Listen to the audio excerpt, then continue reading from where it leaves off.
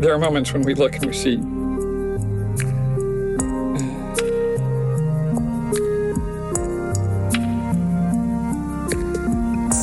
how many times do we just look and see how absurd everything is, right? And I mean, the thing is that the world is absurd. It always has been. It's complete and utter nonsense. No question there.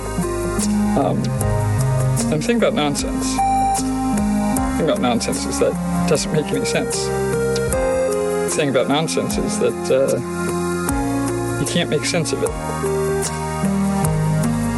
If you try and make sense out of nonsense, you're going to have a bad time. If you think that you have to make sense out of nonsense, you're going to have a bad time. You see, if you think that you're supposed to make sense out of that nonsense, you're going to have a bad time. If you believe that you have made sense out of that nonsense, well, that's how you end up in a world where money is real, poverty is a fact of life, war is unavoidable, and the best possible solution is to drop 2 nuclear bombs on Japan. See, when you try and make sense out of nonsense, that's when we're trying to make that sense out of our thoughts. And you see, our thoughts are just how we think about the world. They're how we talk about the world. They're how we write about the world. But they're not how the world is. The world isn't a collection of words. The world isn't a collection of well thought out metaphors that we put together to explain something. The world is how it is. The words are just how we talk about it. The words are just how we think about it. And they're great. I like words. But they're not how it is, nor can they contain any of it.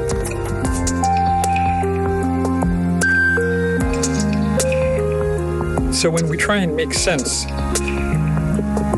with words, with thoughts, of something that isn't words or thought, we end up with the nonsense of the mind. And that nonsense of the mind, because it insists that there is an answer, it insists that there's a way that it all is. It insists upon this being this and that being that. The mind has subject and object because it thinks about things, right? Our words, they're about something.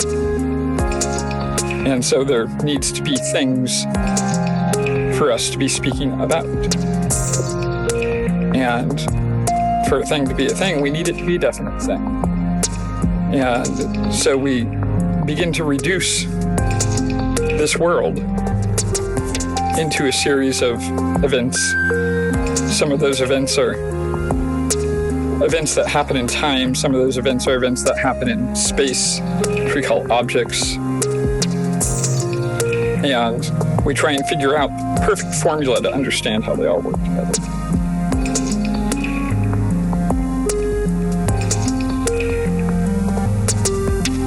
And that leaves us in a very limited space. That leaves us in a place that doesn't allow for hurt. Now, don't get me wrong. The heart is absolute nonsense as well. The nonsense of the heart is the nonsense that says, let it go. It doesn't matter. The nonsense of the heart is the nonsense that says, give it all away, it's all you anyways.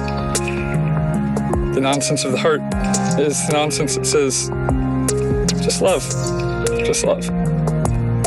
Now, is that also complete nonsense? Yeah, it absolutely is. But I tell you what, sure feels a hell of a lot better than the nonsense of the mind. And for those who believe that the universe isn't conscious or caring or loving or, well, the way that I know it is because I am. And I know that there's nothing in me that is not in the universe. Because I'm made of universe. There's no separation in any of it, right? So if I love, which I do, then the universe must love. If I care, which I do, the universe must care.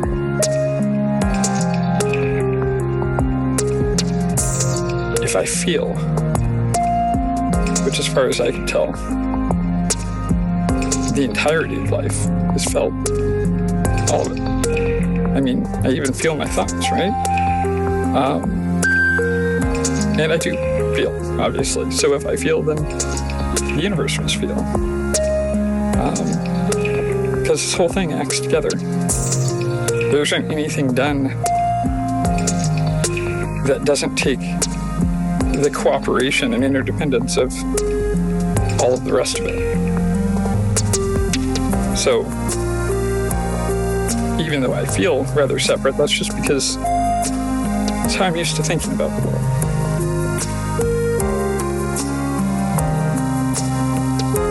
But how could there be any separation? None of us came about in a vacuum. As far as I know, all of us came out of our mother's womb. And none of us got there from a vacuum either.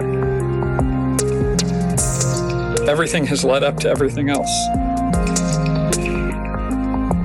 I'm just what the whole thing is expressing over here. You're what the whole thing is expressing over there. It feels like this, however this may be. And I mean, wherever we are, we're always here. I've never been anywhere other than here. By virtue of somewhere being there, I'm not. Because wherever I find myself, it seems to be here. And I realize that it's always right now. By virtue of it being then, it isn't now.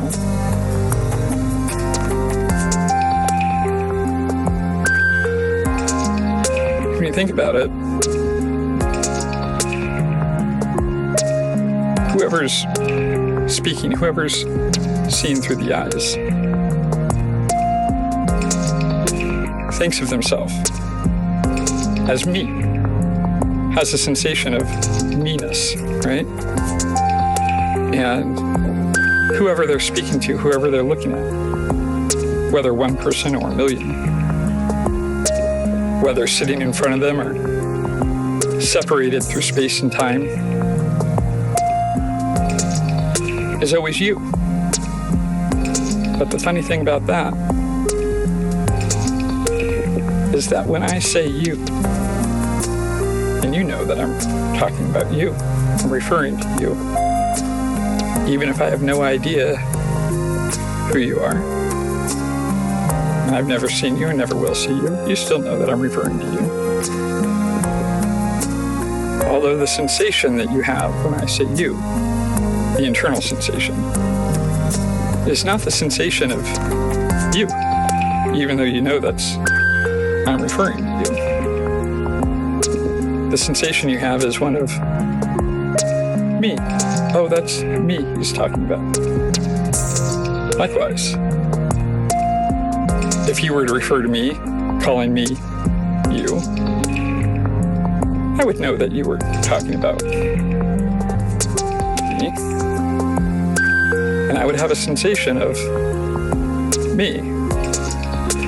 So, turns out, no one ever has a sensation of other.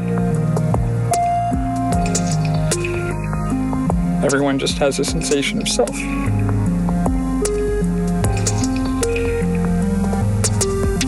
you think about that.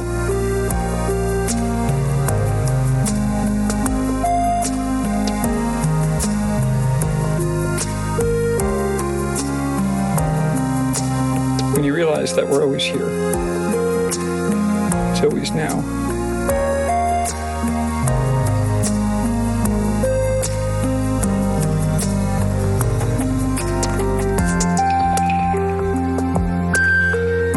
We all have that identity of self.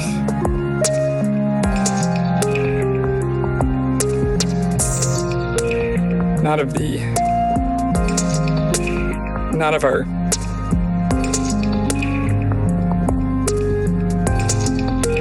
belief in our personality, not how we act, but who we are, right?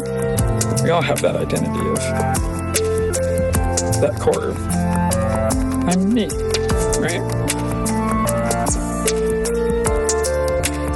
And all we ever have is just this. Because by virtue of anything being that, we don't have it. So,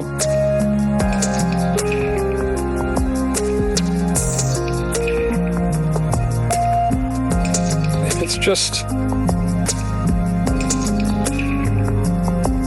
this one choice, here, now, with this.